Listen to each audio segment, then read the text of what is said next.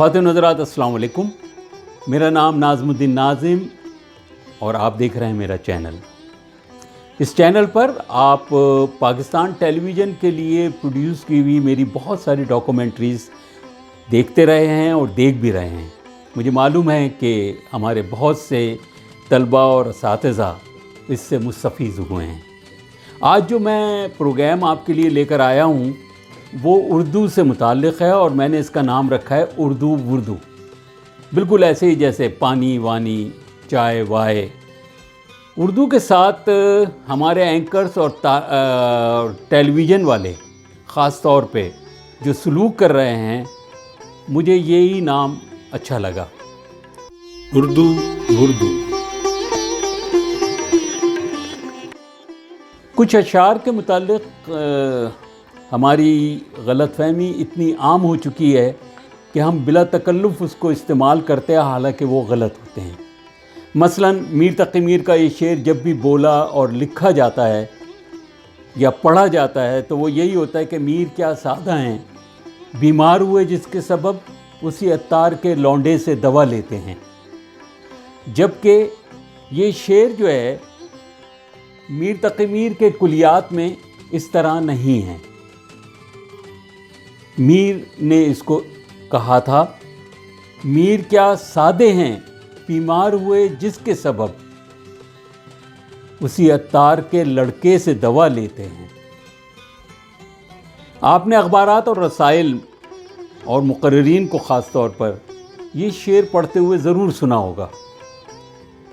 तुंदिए बादे मुखालिफ से ना घबरा ए उक़ाब, ये तो चलती है तुझे ऊंचा उड़ाने के लिए। ये शेर जब पढ़ा जाता है तो साथ में कहा जाता है कि अल्लामा इक़बाल ने ऐसा कहा। ऐसा नहीं है कि ये अल्लामा इक़बाल ने कहा है ये शेर दरअसल ज़िला सियालकोट की तहसील शकरगढ़ के एक एडवोकेट सैयद सादिक हुसैन का है और उनका ये शेर 1976 में उनकी एक मुख्तसर किताब में छपा हुआ है, बरगे सब्ज़ उसका नाम है। शायद ये शेर इसलिए मशहूर हो गया कि इसमें उक़ाब का ज़िक्र है और उक़ाब मंसूब है, शाहीन मंसूब है अल्लामा इक़बाल से, तो लोगों ने इसको अल्लामा इक़बाल से मंसूब कर दिया। बेचारे इस शायर को, हमारे सादिक हुसैन साहब को, उनके एक अकलौते मशहूर शेर से भी लोगों ने महरूम कर दिया। बेचारा गुमनाम शायर। हम के ठहरे अजनबी इतनी मुलाकातों के बाद। फैज़ साहब की ये गज़ल आपने ज़रूर सुनी होगी।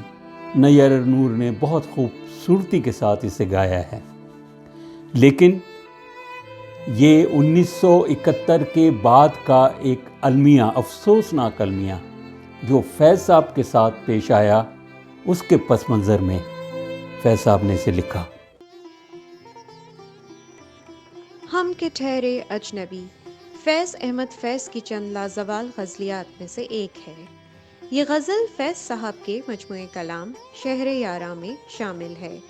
इसका उन्वान ढाका से वापसी है और ये उन्होंने 1974 में लिखी।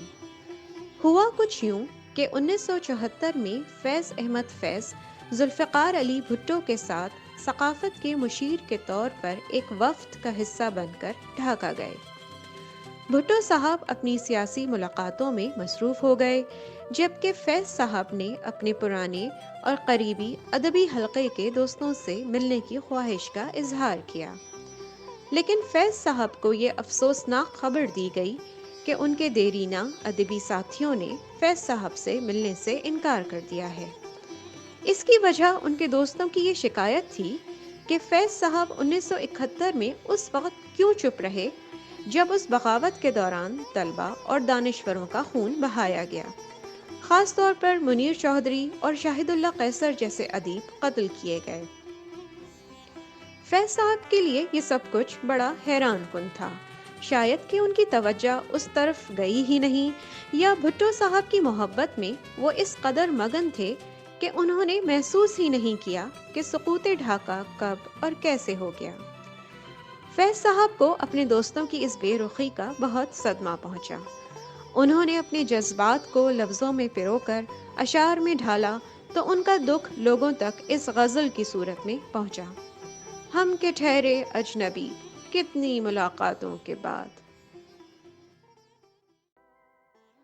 ہم کے ٹھہرے اجنبی، اتنی ملاقاتوں کے بعد، پھر بنیں گے آشنا کتنی مداراتوں کے بعد۔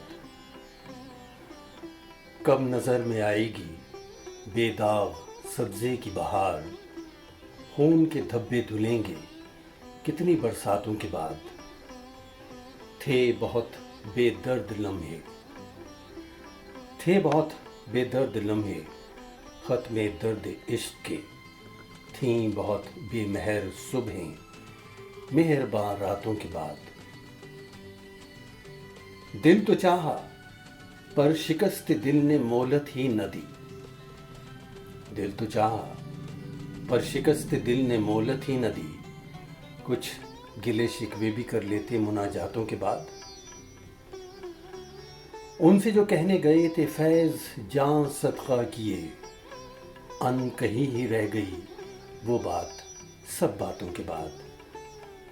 ہم کے ٹھہرے اجنبی، اتنی ملاقاتوں کے بعد، پھر بنیں گے آشنا کتنی مداراتوں کے بعد۔ دوسرا مصرع۔ ہم اپنی روزمرہ اردو بول چال میں بہت سے ایسے جملے روانی میں کہہ جاتے ہیں کہ جو دراصل کسی شعر کا حصہ ہوتے ہیں۔ مثلاً کوئی دیر سے آیا تو ہم نے بے ساختہ کہا، بڑی دیر کی مہرباں آتے آتے، یا پھر کسی نے کوئی کام غلط طریقے سے کر دیا تو طنزاً ہم نے کہا اس طرح تو ہوتا ہے اس طرح کے کاموں میں۔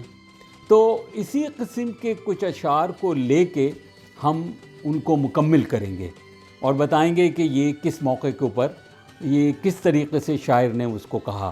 انشاءاللہ خان انشاء کا ایک مشہور مصرع آپ نے ضرور سنا ہوگا، بلکہ کہیں نہ کہیں استعمال بھی کیا ہوگا۔ اندھے کو اندھیرے میں بڑی دور کی سوجی۔ انشاء نے صرف یہ ایک ہی مصرع کہا، اور اس کا دوسرا مصرع کیا ہے وہ کسی دوسرے شاعر نے کہا تھا۔ یہ ساری کہانی کیا ہے؟ یعنی ایک شعر دو شاعروں نے کہا، بڑی عجیب سی بات نہیں ہے؟ آئیے عابد علی بیگ سے یہ کہانی سنتے ہیں۔ آب حیات میں مولانا محمد حسین آزاد نے شیخ قلندر وقت جرت کے متعلق لکھا ہے، جو نابینا تھے۔ ایک دن انشاءاللہ خان جرت کی ملاقات کو آئے، دیکھا تو سر جھکائے بیٹھے کچھ سوچ رہے ہیں۔ انہوں نے پوچھا کس فکر میں بیٹھے ہو؟ جرت نے کہا ایک مصرع خیال میں آیا ہے، چاہتا ہوں کہ مطلع ہو جائے۔ انہوں نے پوچھا کہ کیا ہے؟ جرت نے کہا کہ خوب مصرع ہے، مگر جب تک دوسرا مصرع نہ ہوگا تب تک نہ سناؤں گا، نہیں تو تم مصرع لگا کر اسے بھی چھین لو گے۔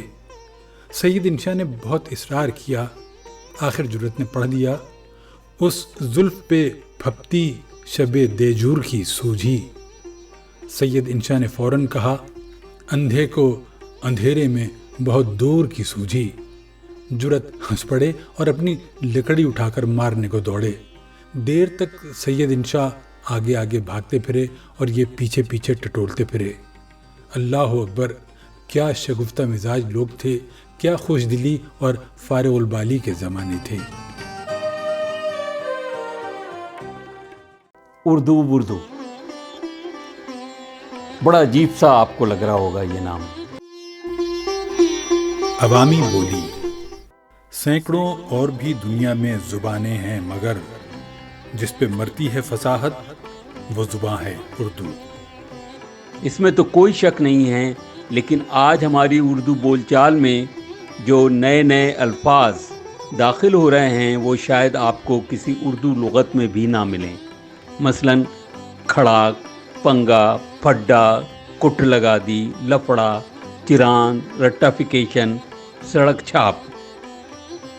آج ہر ٹی وی اینکر اور یوٹیوبر بلا تکلف ان جیسے الفاظ کو استعمال کر رہا ہے۔